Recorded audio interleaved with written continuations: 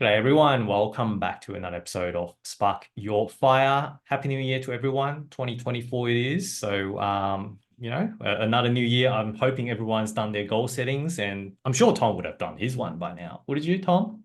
Absolutely. Mate, I want Push you to tell us what it is, but have you got a few property goals around this year, just out of curiosity?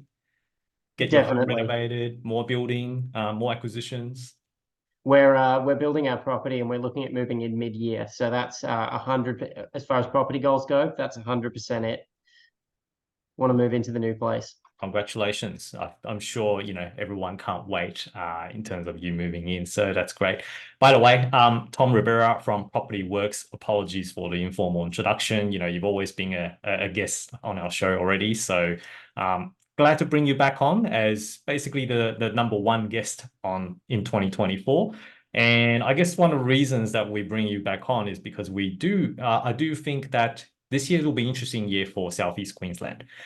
Late last year, we're seeing Brisbane has had a significant growth from CoreLogic data as well. As a matter of fact, I think in December, the Brisbane median price has actually now exceeded Melbourne median price, which is interesting, very, very interesting. And, Tom, I think off air when we spoke about this, you were thinking that this is just, you never thought about this could happen. But Absolutely. it is reality. It's you guys are number two at the moment in terms of that median price. So any thoughts around that? Are you thinking this is crazy? This is a crazy world that we're living in. How can Brisbane median price take over Melbourne median price? Yeah, absolutely. I mean, I've known that Southeast Queensland has been outperforming the sort of Australia as a whole. I knew that markets were going up. I just didn't realize how close Melbourne and Brisbane were. I keep a pretty good idea, a pretty good eye on Sydney as Australia's market leader, but Melbourne sort of quietly ceded second place to us recently, and I'm still a little bit in shock over that. You guys only surpassed Melbourne by a little bit at the moment. Okay, so don't Mm, be too happy too early. There's still a lot of work that Queenslanders still need to do to continue to keep that pace. Um, but certainly from anecdotally, from what I'm hearing is, unfortunately, Dan Andrews, who's resigned now as the ex Victorian Premier, has had a few policies that was against property investors. So there was a mass exodus of investors, and hence the reason why that market hasn't really taken off. But in contrast, the Southeast Queensland market has continued to gain property investors from what you're mm. seeing, right? So I think it's a good segue for us to chat about what's happening with the Southeast Queensland market at the moment. What are you seeing last year, towards late last year, from an investor activity perspective? Are investor activities picking up again? Are property investors buying in Southeast Queensland? And are they from the southern eastern seaboards or whereabouts? Are they from Sydney, Melbourne? What do you see? Yeah, so if I step back a little bit further, investor activity to our eyes slowed down just before the peak of the market, before the interest rates started to tip up. Yep. And then naturally, when they tipped up, obviously that was slowing things down. Mhm. I guess the whole intention of interest rates increasing is to pull confidence from the market. Mm. What we've seen is with the interest rates having held recently, some talk of it either sitting tight, maybe only small increases from here on in, more than likely probably seeing some reductions in the not too far future. A lot of confidence has come back to the market. We've seen some incredible sales results. I think, a four-bed low-set brick in Crestmead now is a 700 grand plus proposition. Wow. I use that as sort of an average modern house in the Logan area as a really Wow. good litmus test. I've seen probably in the last 3 months more investors getting in touch with me buying than I have in the year prior. So that's a big one. It definitely getting the sense that there's more confidence. People are starting to see the sort of the Olympics are on the foreseeable horizon, Mm. and Southeast Queensland is the sort of it's happening. And I know for a long time Brisbane, Southeast Queensland was seen as a big country town. I think with the last few years, we're being seen as a legitimate capital city now. Yeah, I think you guys just being a bit of a sleeping giant, in honesty.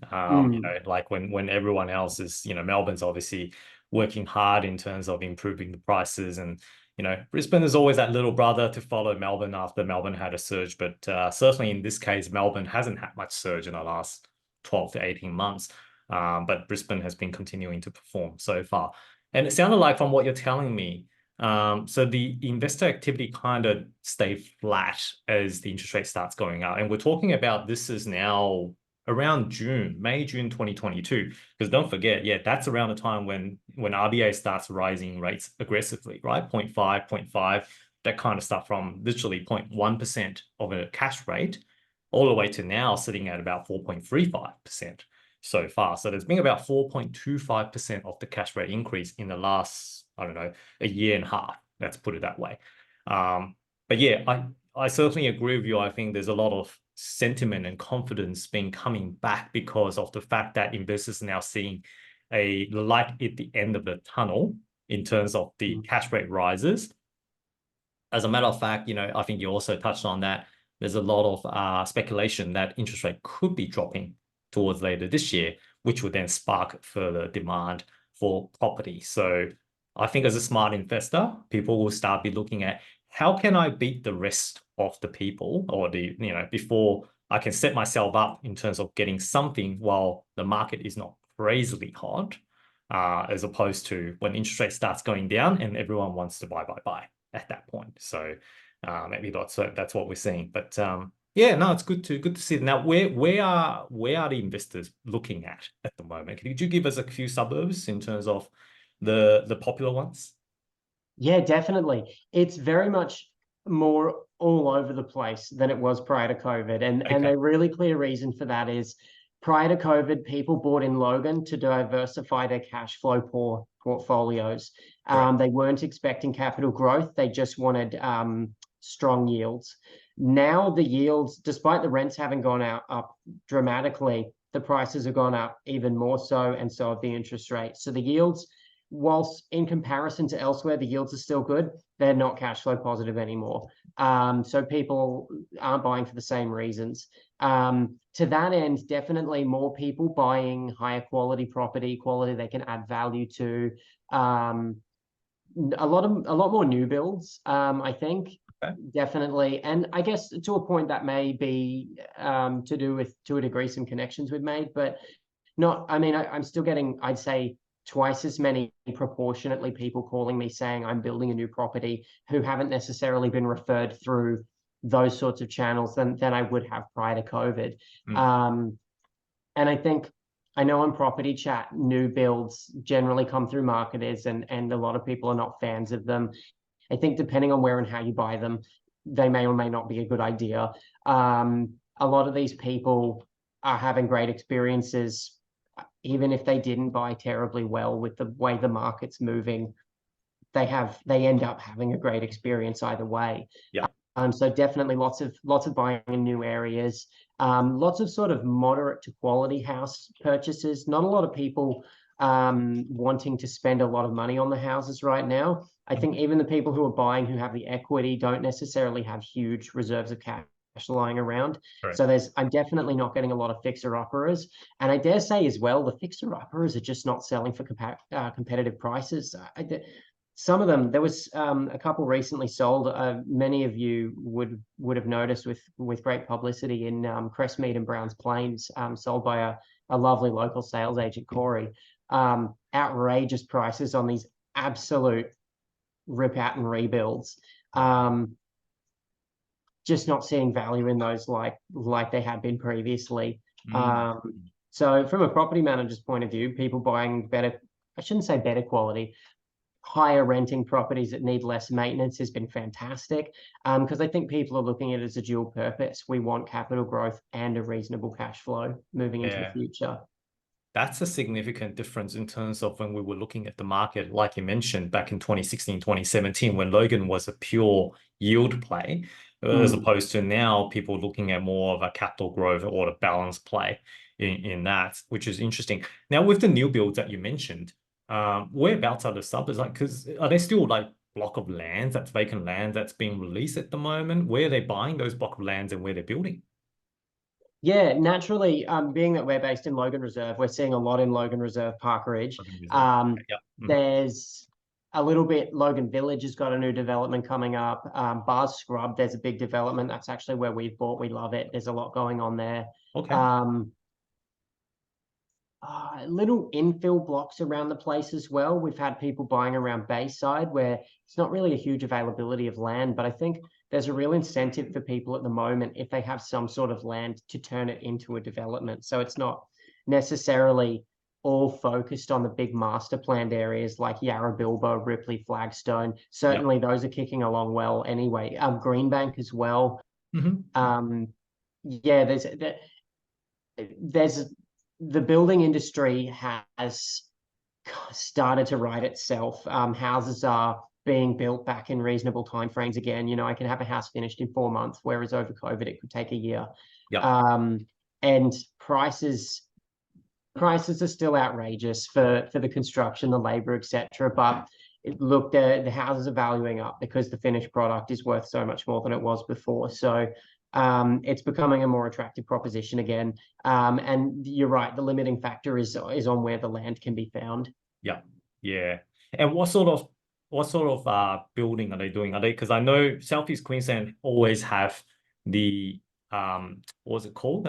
Dual occupancy type of properties. Are they currently the favorites because of the fact, you know, you spend, I don't know, I'm just rough figures putting straight out there, say 350K for dual occupancy brand new build, and whereas you can rent out maybe $600 or even $700 per week on that. Is that the popular ones amongst the investors now at the moment, or what are they building? Are they just building a single level? There's a mix. Traditionally around here, the block, it's more expensive to build a 2-story than it is to buy a bigger block to fit a single story. So all single story. I mean, I've seen some 2-stories being built around the place, but I don't think that they're predominantly for investors. Single story, 4-bed, 2-bath, double lock-up. Interestingly, noticed an improvement in general fit and finish and features, not dramatically, but just little things, frameless shower screens, good quality air conditioners, just little bits and pieces that seem to be, people are paying a little bit more now. And I suppose builders may be trying to improve their inclusions to be competitive. Definitely still lots of dual locks, but less so than before. I think that naturally comes back to people will build the traditional family homes because they've got better capital growth prospects, whereas a dual lock will almost always be tied to its viability as an investment. Same goes for granny flats, which fall under the same legislation as a dual lock. They have become much more expensive to build than they were. But whereas pre-COVID, a 2-bed granny flat was achieving $290 to $300 a week, they're now achieving up to $450. So particularly for people who already hold a viable block of land, they're becoming a good option to increase cash flow again. And God only knows right now, many of us would like more cash flow. Absolutely. So definitely just a mix of things. Dual locks are, all construction is massively more expensive than it was prior to COVID, but the rents are better. Your average 4-bedroom house prior to COVID for a brand new build was about $400 a week. Now you're looking at $600. For the dual locks, they're $500 to $550 for a 3-bed side and $400 to $450 for a 2-bed side. So funnily enough, when you look at them side by side, the cash flow on the dual locks is hugely better than on the single houses. Correct. I've also seen there's a spate of people building rooming accommodation properties around. I have not seen people have a lot of luck with those so far. Oh, really? Okay. As you can imagine, the kind of people who want to live in rooming accommodation in Logan, there's just not a great pool of quality tenants for that at this point. I think that comes with the gentrification, improvements in the types of work out here. The public transport's probably a big one. Rooming accommodation works beautifully in Brisbane, you know, in more expensive and more accessible areas. Out here so far, I've had a couple of clients who've said that it's not going amazingly for them so far. And that can be a very variable experience. Interesting. Yeah, I think it comes down to the demographics, as you mentioned, Mm. as well, right? So, yeah, I'm not too sure how, whether given the number of cases that the properties could be trashed and how much damage unfortunate demographic side of things could do to the properties, there might be more up cost maintenance issues with rooming houses. So how frequently they change, right? Yeah, It's a lot there's more a lot more frequent, work involved. a lot more work involved. So yeah, no, but that's a good point. Okay, so but dual occupancy. Okay, so just out of curiosity, how much does it take to build a dual occupancy now in Southeast Queensland? Just a standard build and average rough figures. In Logan Reserve, and I will just ask my business partner to overhear me here.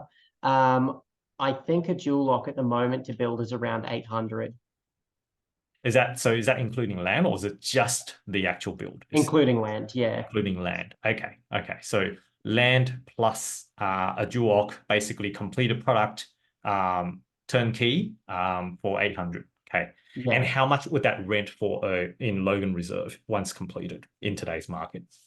By the time that was finished in today's market, you'd be comfortably achieving 1,000 a week in rent combined. So the Okay. yield's still not terrible, The yield is particularly if the rates come down. true, true. Okay, I can see why there's certainly a market for that type of particular product, especially for those people chasing yield now, as well. Hmm. So, okay, interesting. Okay, that's great. And you being a property manager, obviously you're seeing tendencies all the time. One thing I've been wanting to ask you is, has Logan actually started gentrifying so far? Because we all know that the likes of Logan Central, Kingston, Woodridge, they are unfortunately not the best demographic types that we can see. Now, like my properties used to rent out maybe around 350 per week, and now it's pushing more towards the 500 at the moment. So I can't see how those lower social demographic tenants can afford to keep up with those increasing in rents. So are you currently seeing better quality tenants even across the lower social demographic areas like likes of Logan Central, Woodridge, and Kingston? Yeah. So if we to as far as visual evidence of gentrification, I don't know if I just have rose-colored glasses for the whole of Logan, but I can't say that I've seen a huge amount of difference. Okay. As far as our experience with tenants, definitely over the last 3 years, purely because of the rental shortage, we've had substantially more people applying for each property, Yeah. which has resulted in the landlords being able to cherry pick the best of the applicants. And where I don't want to rank people, but effectively on paper, people who have sufficient income and real estate rental history, even in, let's say, for example, the houses that were most attractive to the struggling demographic would have been, let's say, a two-bedroom townhouse in Logan Central or surrounds. We're still easily able to achieve a strong rent in a reasonable time frame to someone who has plenty of income and rental history indicating they take great care of houses. So we're effectively considering them to be a very, very low risk applicant. And in the majority of cases, those tenants are fantastic. So as far as assuming that other agents are doing the same things we're doing, that would be having the effect of gentrifying the area. As for, I guess, if we're to talk about people who don't necessarily look as attractive on paper, people who, and this is two categories. You've got red flags, people who don't have sufficient income and people who have poor rental history. Yep. Then you've got sort of, I don't know what you'd call it, no flag. People who are moving out of home for the first time, don't have it, or even people who've rented privately, they're also really struggling because every house within a couple of weeks is just going to get that perfect paper tenant. Anyone who doesn't have that is struggling, and there's not really anywhere for them to go either. Bow Desert, for example, is 400 a week plus. It's expensive. Ipswich is nearly the same price as Logan. We're not necessarily getting prices radiate outward from the city, which traditionally would push poorer demographics further out. I honestly, I mean, when they talk about this housing crisis, it genuinely is. I don't know where these people would be going. So I suppose there's a lot of Department of Housing help at the moment. It's Logan Housing Centre has been unreal, helping people with funds in this kind of market while they get back on their feet. So there's people who are taking care of houses but have tight affordability who are hanging around. But I think over time, you're definitely going to see what would you call it? Just I guess a wealthier occupant in the area. Yeah. So yeah, so basically with more stability in terms of income, with better affordability coming in, because those are what the landlords would prefer in that case. And I guess the lower social demographic would just continue to seek help from the Housing Commission side of things to find residents. Are you seeing a lot more homelessness around the area at the moment? Just anecdotally. Yeah. You are. There's you'll see articles on the tent cities, people living permanently in camping sites. It's absolutely as far as I'm aware in my not long time on this earth, the worst homeless crisis we've had in maybe 50 years. And Department of Housing's doing their best, but with such a limited number of Department of Housing properties available right now, and a shortage of builders to build new properties. There was some talk on some national policy on building new property, and absolutely nowhere near enough new residences as a safety net for people who are at risk of homelessness. There's nothing. There doesn't seem to be any immediate solution to it. I think it's the same conversation I had with one of the buyer's agents in Perth as well. They're having exactly the same issue, just not building enough in order to house enough people. And that there's no immediate solution either, unfortunately. There's no quick fixes. The building rate construction rate at the moment is at one of the historical lows right now in terms of new constructions across the board. So yeah, it's a bit of an unfortunate fact, but I think it's it is one of those things that the poorer tenants and demographics is just going to continue to get pushed out and seeking more help, whilst as we continue as rent continues to go up, obviously the wealthier tenants will be then moving in that case. So whilst I feel very sorry for those, unfortunately, but yeah.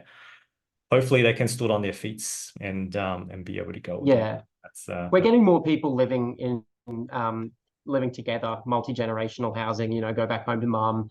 But at the same time too, we found particularly in the last 6 months, rents have in certain spots stalled, in other spots stopped increasing at the same rate that they were previously. So, and I mean, everyone would have seen that coming. It had to slow down at some point. It is still going up, but nowhere near as fast as it was, particularly in the affordable areas. We talk about that whole concept of a growth radiates outwards from the capital. That didn't happen this time. The most affordable properties ratcheted up much faster. To the point where, for example, a 2-bedroom townhouse in Logan Central was renting for as low as $230 a week prior to COVID. It's now achieving $400 a week. And $400 a week has become the bare minimum rent for what we can achieve for a property in Logan, regardless of the quality. At the same time, though, your average 3-bed, generally a low set, maybe a weatherboard, maybe a brick, regardless of where it is in Logan, assuming you're not on the fancy side of the highway, so not Springwood, etc. That's a different story. Those properties are worth $500 a week. Really nice ones will push over. Really poor ones will be a little under, but on average $500. And they've been somewhat stuck there for a while now. 4-bed low sets, older homes maybe have a single garage, not super full of features for their type, $550 a week. Brand new builds, $600 a week. And those prices have been stuck there since maybe July to August last year. We were expecting to see the big January jump, and we have to a degree seen the prices start to push over those sticky spots, but not as much as I was hoping. Certainly this January has been less hectic than the last two have been. And funnily enough, we were very much over prepared for this January, expecting it just in case it was as crazy as it's been.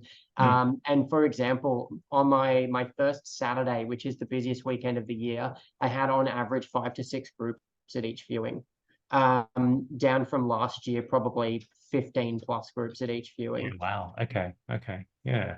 But we're still seeing good increases in prices, good quality tenants, reasonable timeframes for leasing. So Yep. it's got the marks of the slowdown, but not necessarily any cause for concern for Yeah. investors. Yeah. Okay.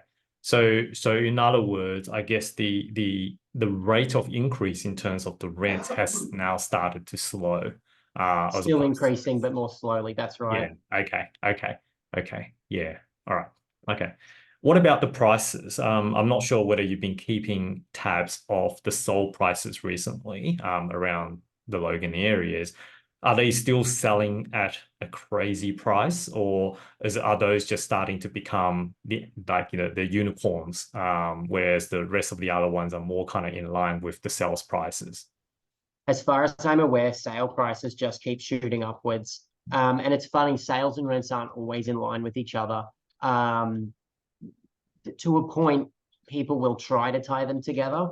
Really good example is over the last 3 years, particularly clients who already owned their own properties were happy to take advantage of the rapid rate of increase in market rent, but were generally somewhat sympathetic with the tenants about the rent that they'd offer. So, for example, the tenant's paying 420 a week, the market rent's 500, the landlord would offer it to them at 480. Yep. Now, this year, and I found the vast majority of my clients have come off their fixed rates. Right. Yes. Landlords are asking for market rent, if not higher, which has caused some discussions. Heat. That in that same scenario, the landlord would be asking for 500 to 520, and I might have to say to them, we can't ask 520. It's above market rate. Right. But a lot of the tenants still understand, and the majority of landlords have pointed out, look, even if you were to pay 600 a week for this house, I'm still in a worse financial position because the rates have gone up so drastically. Correct. Yes. But definitely, when we talk about that slowdown in rent increases, we've now got a horde of starving landlords pushing that up. And I mean, ultimately, we are controlled by supply and demand, but I think the general sentiment of I need more rent may help drive further growth, particularly given that we still have a shortage. I'd like to think that wage growth is coming. There's a lot of industries that are so far behind. And naturally, I mean, is this the definition of inflation? As the wages go up, the properties will become more affordable to these people, which will drive the rents up. Correct. Yeah. Yeah. Okay. Okay. No, that's interesting. Look, I think certainly, I think that gives us a bit more context in terms of what's happening on the Southeast Queensland corridor. The property investors are certainly a lot more active nowadays. Even though, as you said, I mean, logically thinking, because of the high rate environment and the rental that we're currently getting, it's still going to be negative in terms of their cash flow. But I think a lot of people are buying in, not just because of the yield anymore, but it's more of a balanced approach. You know, they're looking for capital growth whilst still be able to maintain a relatively affordable gross rental yield. So it's not too difficult to keep the property for long term. So that's, I think that's, would you say that's a kind of like a good summary of what you're seeing at the moment? Yeah, I think as well, there's a lot of people, and now that we've been talking about it for a minute, it's occurred to me, a lot of my clients that are buying recently have a borrowing capacity that won't potentially stretch into the $1 million plus for an inner or middle ring Brisbane City Council property. Yes. But they've got FOMO, and probably rightly so. You know, if we don't spend our 600 to 700 now that we have, that's going to become an 800 to 900, and we'll miss out. So I think a lot of people buying around these areas now too, and not necessarily buying because they wanted Logan or Ipswich or Moreton Shire or specifically, it's purely because this is the best property that they can afford at this time.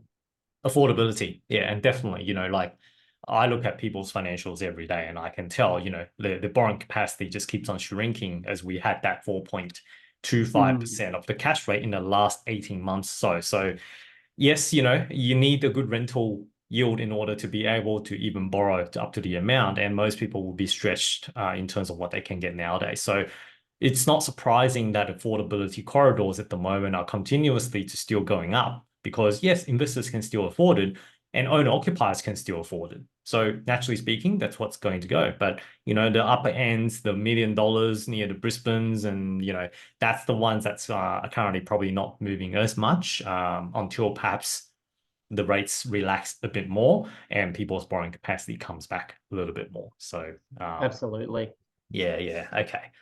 All right. No, that's good. Thank you. And being a property manager, I do have to ask you, is there anything that the landlords for Southeast Queensland should be aware of in regards to any recent legislation changes that's already set in stone so far? There's a lot going on at the moment. Okay. So as for what's been set in stone so far, I think it's stage 1 rental reforms. I can't remember the numbers. DV laws.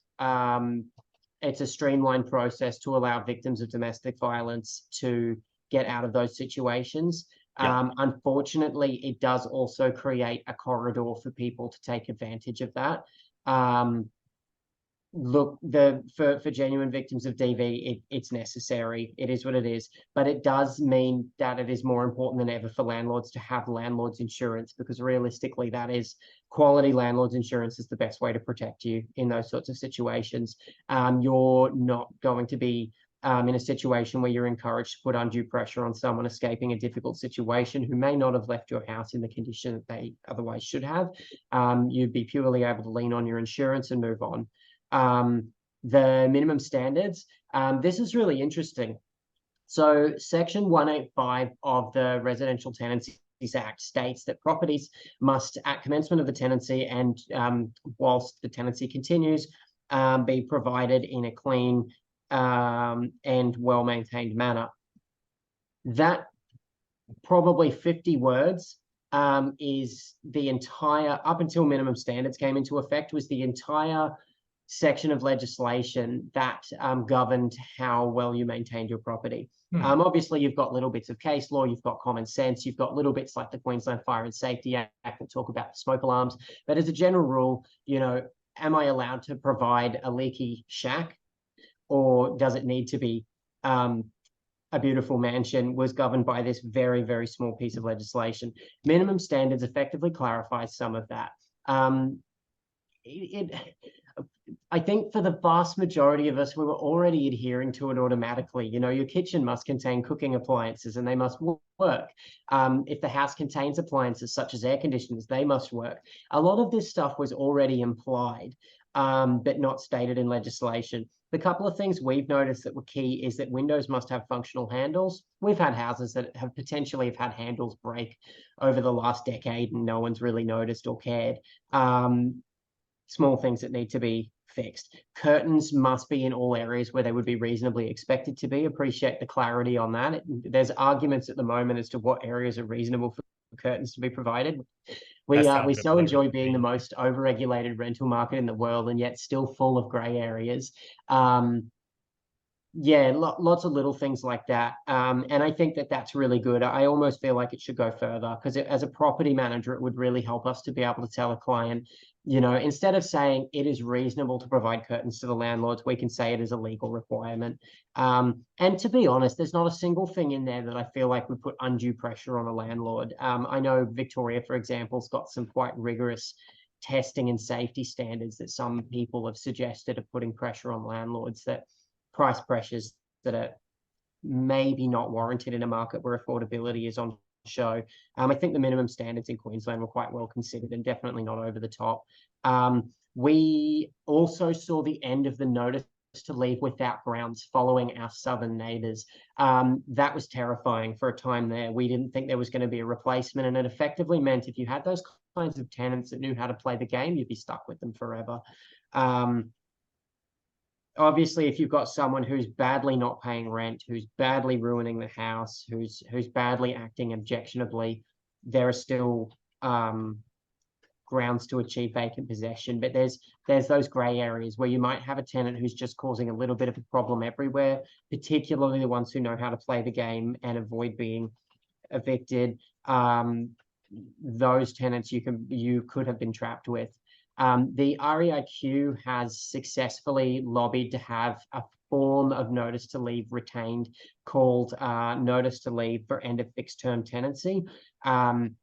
Basically, coming to the end of a fixed term, the landlord is legally entitled to vacant possession without providing a reason that, say, the tenant has breached the property, or actually also if they need to move in or if they're selling the property, there's grounds as well. This gives a little more flexibility, and although I fully acknowledge from the tenant's point of view that if someone is unethical, that these sorts of things can be misused, which is entirely why that provision was limited. I think it's really important for landlords who are doing the right thing to have that capability. That does mean that for anyone whose agents in Queensland are processing their lease renewals, you absolutely must have that notice to leave for end of fixed term tenancy sent before the fixed term expires onto a periodic period. Otherwise, you lose the ability to do that because there is no comparable notice provided for tenancies which are periodic. Yeah, right. There are other reforms coming in next year. I won't talk about them because they're a little bit up in the air at the moment and we don't have a lot of clarity on exactly what they will look like. But for everything that we've seen so far, it all looks like it's pretty positive. It doesn't look like it's necessarily over the top. It's certainly not the crazy stamp duty reform that was quashed some time ago. Actually, on that note, there was also, I'm sure everyone's already aware of it, that Queenslanders are now no longer able to increase rent more often than every 12 months. Right. We're in the period where we're moving over that. Obviously, we were doing a lot of 6-month tenancies. We're doing less so of them now, but we've got quite a number of rents because it was backwards enforced that can't increase now when we expected them to. I think personally, the effect of that was that the landlords wanted more rent sooner. I think it was really short-sighted. But I think we'll settle into the new normal in the next 6 months, and that will just become part and parcel of how we it ultimately does create a sense of stability. I think a lot of landlords are more inclined to offer longer leases because of it. So, Palaszczuk, there's something positive about your policies. I don't think it's all bad, by the sounds of it, to be honest. Especially the clarification, the stage 1 reform certainly clarified a lot of things which sounded a lot grey than previously. I mean, it just gets it gets a bit less grey. I mean, it's still grey, right? Like you can't say like what's reasonable ground. Like everyone's reasonable interpretation is different to that degree, but at least I think it's heading into the right direction in that sense. And it still feels like it's protecting tenants, which is perfectly fine. You know, we can certainly understand that. With the one-time rent increase within 12 months limit, that's being the case for New South Wales as well. So, you know, I think and as you said, it provides stability. I think more landlords will be keen to actually provide a 12-month lease now than a 6-month lease, and then look at bumping it up within that 6 months. So, you know, absolutely to that degree, might not necessarily be a bad thing. So, okay, fantastic. All right. And just mindful of the time, Tom. Obviously, I know you've got you got to rush at some point. But what are your thoughts on the Southeast Queensland market this year? Are you seeing that? Do you think that the price is going to continue to go up in terms of the properties in SEQ? And what are your thoughts on the rent side of things? Just curious to know your 2 cents. Yeah, I think from a sales point of view, things are going to continue to increase at a strong pace. They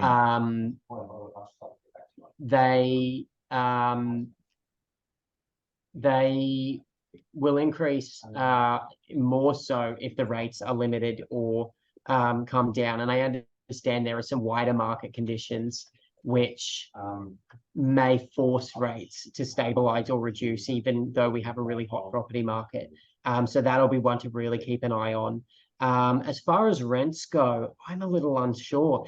I'm confident that they will continue increasing and they will not go backwards. But as far as the pace to which they continue increasing, if I had to guess, I would think that we would see a steady, slow pace like we've seen for the last 6 months. Yep. But I wouldn't be surprised if there was some sort of economic anomaly or effect that causes them to sort of increase again. And I take confidence in not being able to provide a really certain prediction, because we think back to everyone thought we'd have a recession following COVID. So even the wisest people in the world don't necessarily know exactly what's going to happen. So definitely confident that sales will continue kicking on hard. But I think the yields are probably going to continue to degrade because sales is likely to push faster than rents, Yes. which quite frankly is not really anything to complain about anyway. I think most people would be quite happy to swap some yield for capital growth. That's true. Yep. Yep. Very different play now in Southeast Queensland / Logan area for 2024, as opposed to 2016, 2017 when I was looking at those areas. So absolutely. sure. But yeah, look, I do agree with you. I'm happy to see some capital growth in the properties that's around the SEQ. Although obviously if rent can go up as well, then that's going to help us alleviate the amount of repayments, which is literally doubled, or, you know, like, the interest rates. Absolutely. It's People great. were going from 2% to 8%. So in some cases, more than double as they come off their fixed rates. That's right. Cool. All right. No, thank you. Thank you, Tom. I appreciate it. And you guys still taking on new clients, I'm assuming? Yeah, absolutely. I always make a point. We don't actively market. I'm not spending time sort of growing the business. I spend time servicing existing clients. We always make sure that we're effectively overstaffed because I think it's really important to make sure that you're doing a good job for the people who've already entrusted you to deal with them. And I mean, as long as we're doing a good job for those people, they tell their friends and family, and then I get phone calls, and that's all I can ask for. I'm super appreciative, and definitely in a position to take on new clients. That's good. And that's the right way of keeping the business growing as well, you know, through word of mouth and referral, which is the strongest way in terms of growing the business. And how could, if any of our listeners interested to reaching out, how can they reach out to you? Quite frankly, you guys are welcome to reach out however you would like to. Phone number, my email address is on Property Chat on my website, wherever I've plastered it over the internet. The welcome email on the website comes straight to me as well. So we're not a large organization where your contact is going to get lost in an administrative mess. It will come straight to me either way. WhatsApp's also welcome for anyone who might be watching from overseas. Perfect. Yeah, Okay. pretty well. Yeah, I'm accessible via any means. That's good. That's good. And we like that. You know, I think when a property management agency grows too quickly, that's the issue, right? The owner gets bombarded, and then, you know, it feels like, you know, you get shoved onto the next PM and the next PM and the next PM. It feels like a revolving door. So it's good to know that PropertyWorks Queensland maintain to have you as still the main person who's guiding the ship, and you're across all your client bases. So fantastic. Fantastic. Thank you, Tom. And once again, that's Tom Rivera from PropertyWorks. For anyone who's interested in reaching out, feel free to Google him on the internet. But otherwise, have a good day, and you know, we'll catch you again, Tom, in next time for another update on Queensland. Perfect. Thank you very much, David. It's been a pleasure. Thanks, Tom. Cheers, mate.